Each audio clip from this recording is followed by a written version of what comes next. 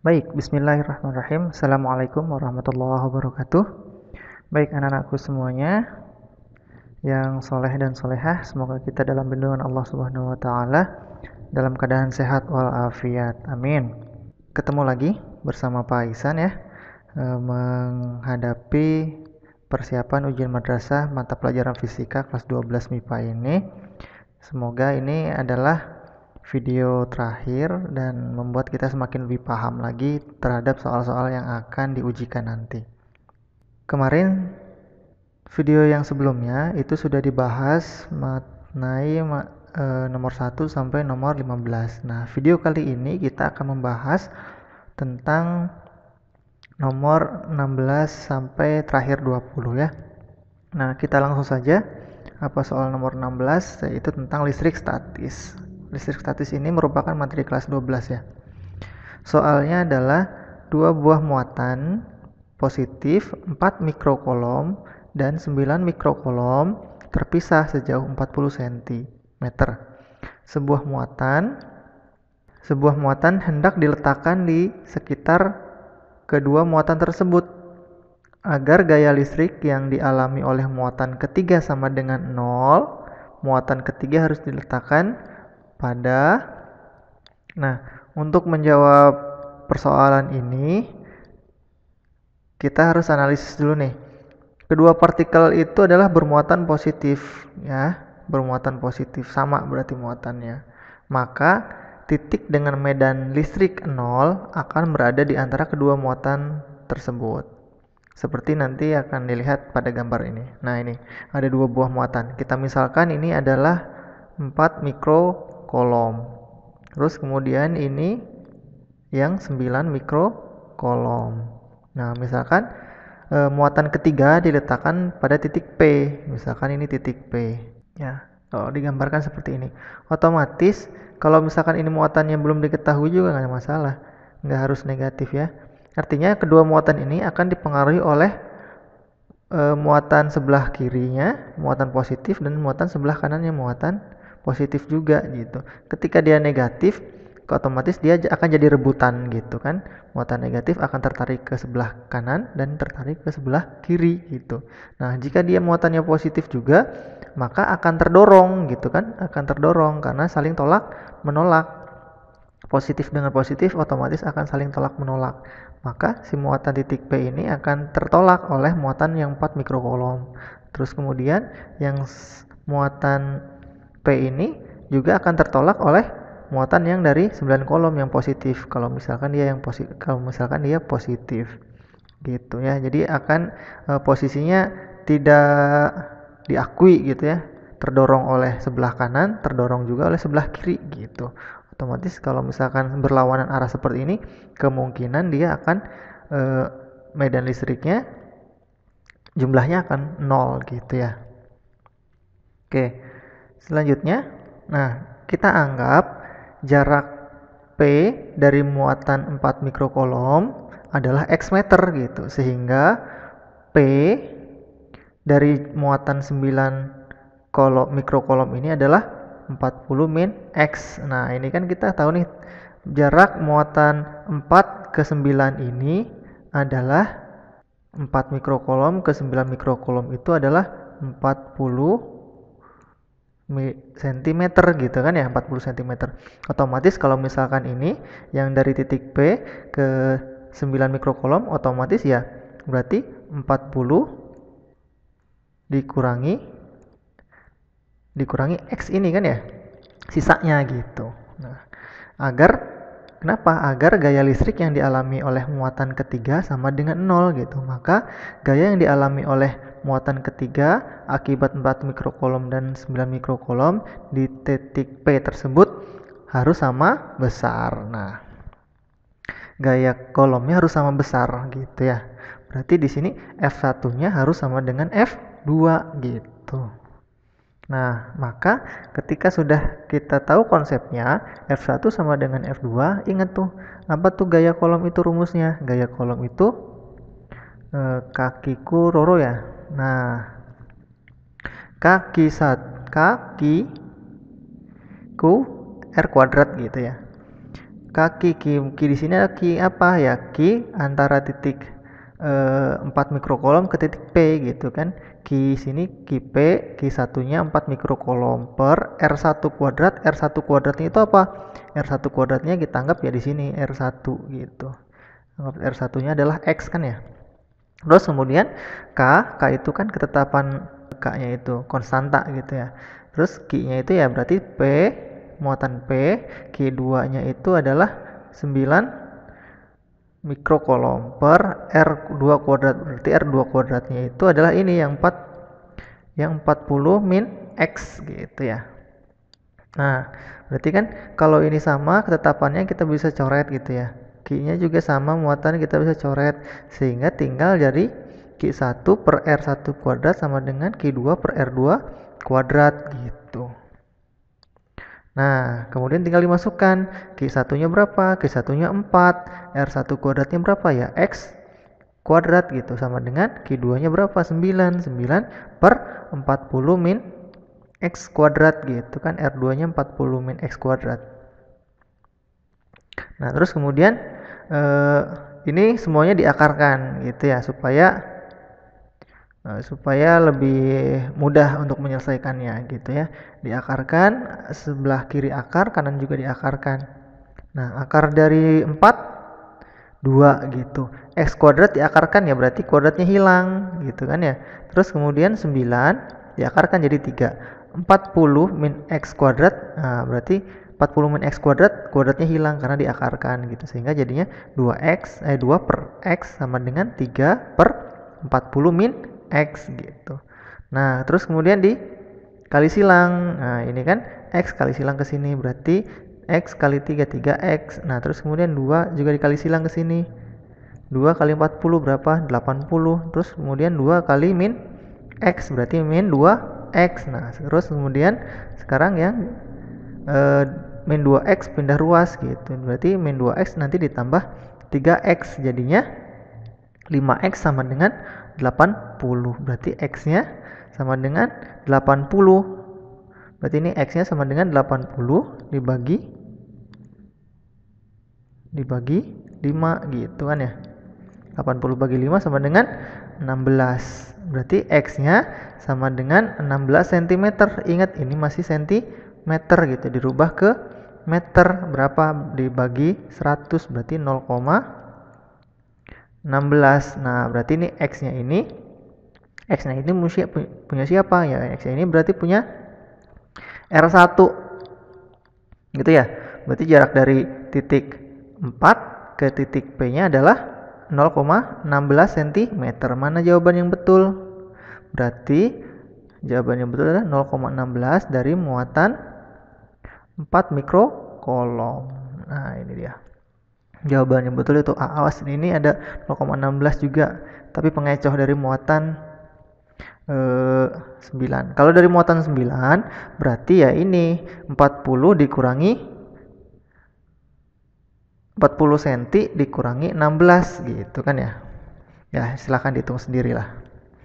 Oke, paham ya untuk nomor 16, mudah-mudahan bisa dipahami. Kita lanjutkan ke nomor 17. Nah, nomor 17 ini adalah materinya tentang gaya magnet. Nah, gaya magnet ini apa soalnya nih? Dua buah kawat panjang berarus terpisah sejauh A gitu. Nah, ini A-nya. Kuat arus yang mengalir pada kawat pertama dan kawat kedua masing-masing 3 ampere dan 5 ampere. Berarti ini kuat arus yang pertama sama dengan 3 ampere gitu kan. Muatan kuat arus yang kedua sama dengan 5 ampere.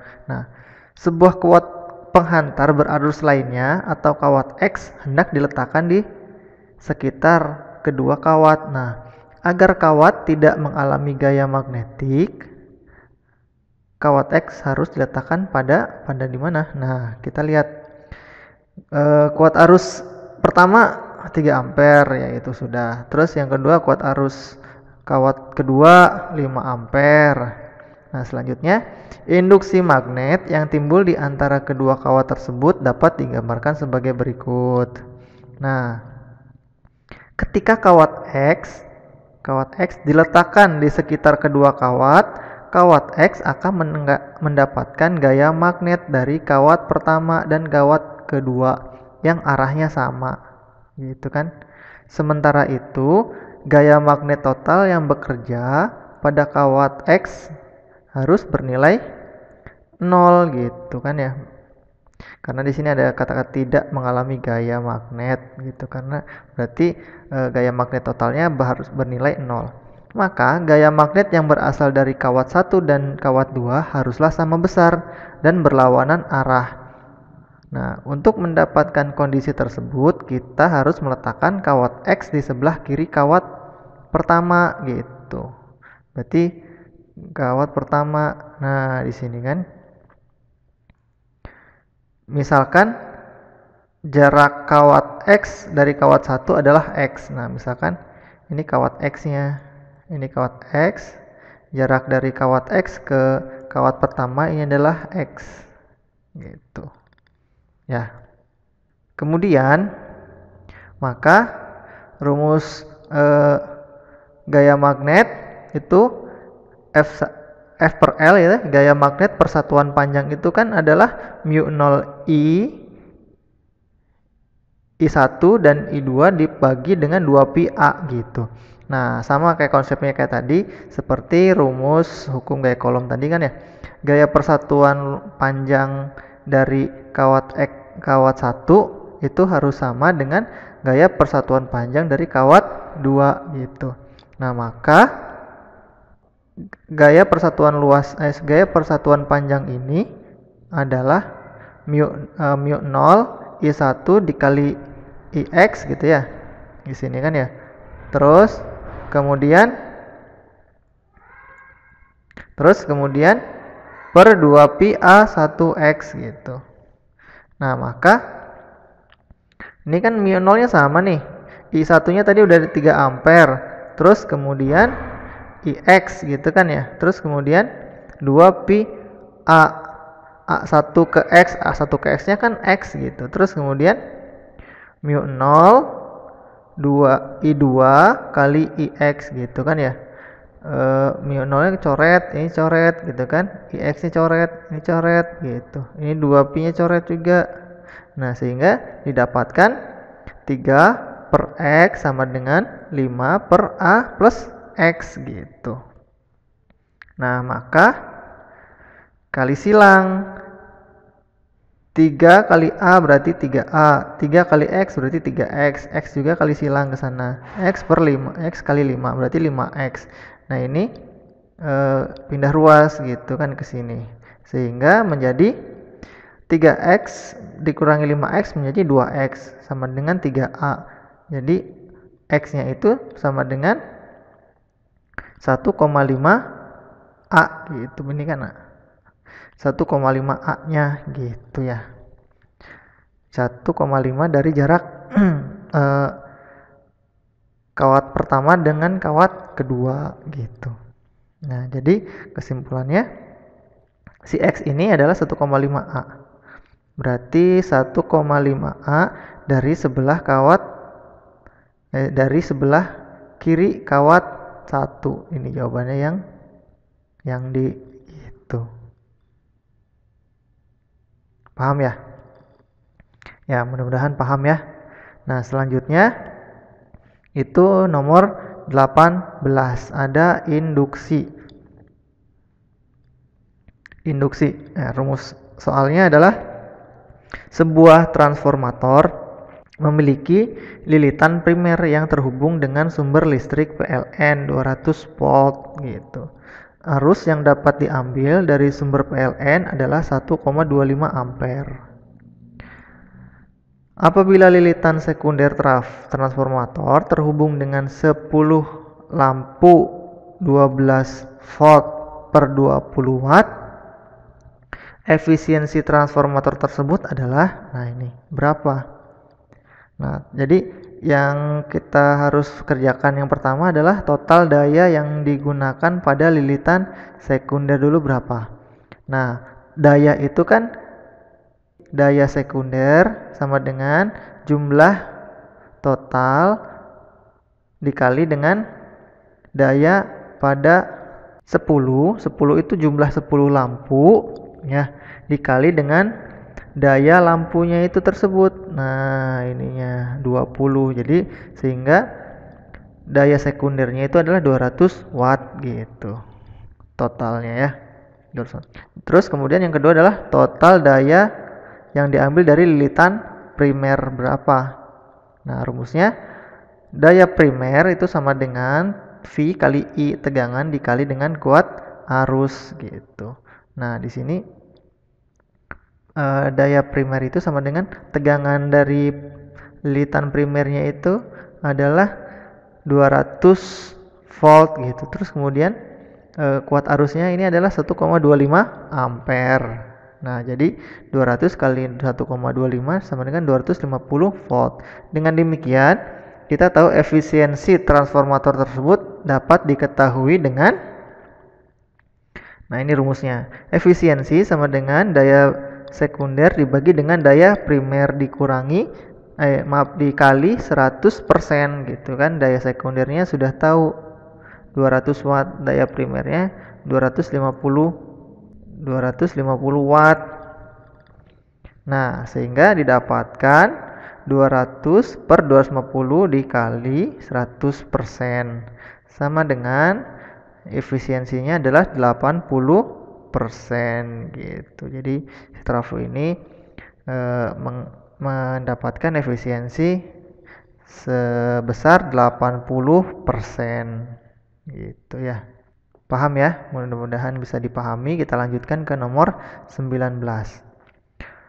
19 ini termasuk rangkaian listrik AC. Soalnya adalah sebuah rangkaian RLC terdiri dari resistor 20 ohm, kapasitor 16 mikrofarad, induktor 1,6 Henry yang dihubungkan dengan sumber tegangan 20 sin 250 T. Nah, ini persamaan tegangannya ya, di mana 20 ini adalah V maksimum, terus 250 ini adalah omega kecepatan sudut gitu. Nah, di sini ada pernyataan. Yang pertama, tegangan efektif sumber adalah 20 akar 2 volt gitu. Yang kedua, reaktansi induktif ohm adalah 160 ohm. Nah, sedangkan reaktansi kapasitas ohm sama adalah 250 ohm dan hambatan total rangkaian 250 ohm. Kuat arus maksimum yang mengalir pada rangkaian adalah 0,08 ampere. Pernyataan yang benar ditunjukkan oleh nomor. Nah, ini harus dibuktikan. Nah, pembuktian yang pertama itu adalah tegangan efektif sumber yaitu 20 akar 2 volt. Nah, itu adalah salah. Kenapa salah? Ya, kita lihat rumusnya apa. Tegangan efektif Vf ini sama dengan V maksimum dibagi akar 2 gitu. Kita tahu berarti V maksimumnya adalah 20 gitu kan. Berarti 20 dibagi akar 2 ya sama dengan 10 akar 2. Nah, berarti ini pengerjaannya nih di bawah yang di bawah dikali akar 2, di atas juga dikali akar 2 gitu ya. Akar 2 kali akar 2 ya 2 gitu kan. 20 dibagi 2 berarti tinggal 10. Nah, di atas kan sudah ini. Ini akar 2, ini juga kali akar 2 gitu ya. 2 kali akar 2 ya 2, berarti 2 bagi 20 10 akar 2 volt. Nah, berarti salah yang pertama tuh. Nah, sekarang kita lihat pernyataan yang kedua. Pernyataan yang kedua, reaktansi induktif induktor adalah 160 ohm. Itu juga salah. Kenapa? Kita lihat lagi rumusnya. Reaktansi induktif itu adalah kecepatan sudut dikali dengan besarnya induktornya. Besarnya induktornya itu ini 1,6 Henry gitu kan ya. Kecepatan sudutnya berapa? 250 dikali 1,6. Berarti reaktansi induktifnya sebesar 400 ohm. Nah, ini kan salah. Nomor 1 salah, nomor 2 salah gitu ya. Yang ada nomor satunya salah, yang ada nomor 2 nya juga salah. Oh, berarti udah pasti nih jawaban 3, 4, 5 betul, tapi kita buktikan ya. Nah, nomor 3, reaktansi kapasitif kapasitor yaitu 250 ohm. Itu adalah benar, coba kita buktikan. Nah, Xc adalah reaktansi kapasitif. Itu sama dengan 1 per omega C, bukan 1 per WC ya ini. 1 per omega C, di mana omeganya itu adalah kecepatan sudut sebesar 250 gitu ya. Terus C-nya kapasitornya itu 16 mikrofarad. 16 mikrofarad itu adalah 16 kali 10 pangkat min 6 dirubah ke farad gitu. Dari mikro ke farad. Jadi harus dikali 10 pangkat min 6. Setelah dihitung hasilnya adalah 250 gitu. Nah, udah bisa lah ngitungnya, udah jagoan. Ya kan? Nah, terus kemudian yang nomor 4, hambatan total rangkaian yaitu adalah 250 ohm. Itu adalah benar. Kita lihat hambatan total rangkaian itu anggap saja ini adalah impedansi gitu. Z sama rumusnya sama dengan akar dari R kuadrat ditambah XL dikurangi XC kuadrat gitu. XL-nya kan tadi 400 ya. 400, sedangkan XC-nya adalah 250. R-nya hambatannya adalah hambatan resistornya ini 200. Berarti 200 kuadrat ditambah 400 kurangi 250 sama dengan 40.000 gitu ya. 250 berarti ini ya setelah dihitung 250 lah. Jadi jawabannya adalah yang E gitu ya. Tapi satu lagi nomor 5 belum dibahas. Nomor 5 itu adalah kuat arus maksimum yang mengalir pada rangkaian yaitu 0,08 ampere. Itu adalah benar. Kenapa? Nah, rumusnya kuat arus maksimum itu adalah tegangan maksimum dikali Z impedansinya atau hambatan total rangkaian. Tegangan maksimumnya ini kan sudah ada 20. Berarti 20 dibagi dengan 250 sama dengan 0,08 ampere. Ini juga betul ya. Jadi jawabannya adalah yang E. Oke. Itu adalah nomor 19. Mudah-mudahan bisa dipahami. Selanjutnya, terakhir adalah inti atom. Nah, inti atom ini adalah materi gampang ya. Hanya teori saja. Perbedaan utama model atom Rutherford dan model atom Bohr adalah yang A. Pada model atom Rutherford, atom bersifat netral. Pada model atom Rutherford, massa atom terpusat dari inti atom. Pada model atom Rutherford, elektron mengelilingi inti dengan memancarkan energi. Nah, model atom Bohr, elektron merupakan bagian atom yang bermuatan negatif. Yang E, pada model atom Bohr, atom berbentuk seperti kulit bola dengan inti atom yang berada di pusatnya. Nah, kita harus tahu dulu teorinya.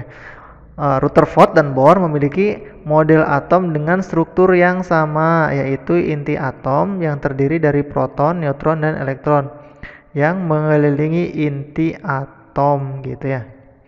Pada model Rutherford, elektron mengelilingi inti dengan memancarkan energi. Berarti ini yang C, betul ya, yang C.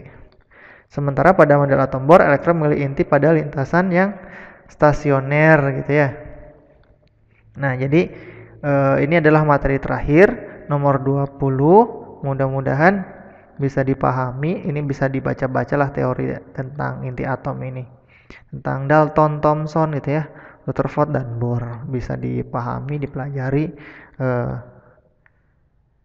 Ya, cukup sekian. Mudah-mudahan bermanfaat. Sukses selalu. Berikan yang terbaik. Oke, sekian. Assalamualaikum warahmatullahi wabarakatuh.